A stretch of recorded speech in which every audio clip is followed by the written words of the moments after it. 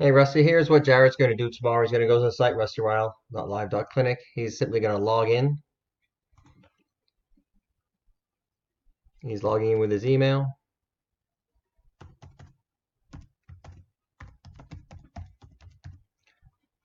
Password again is test12334. He'll get started. He's going to go here, doesn't need to click anything else. Upcoming appointments, he simply scrolls down. There's his appointment for 7 a.m. tomorrow with you. He's going to hit view.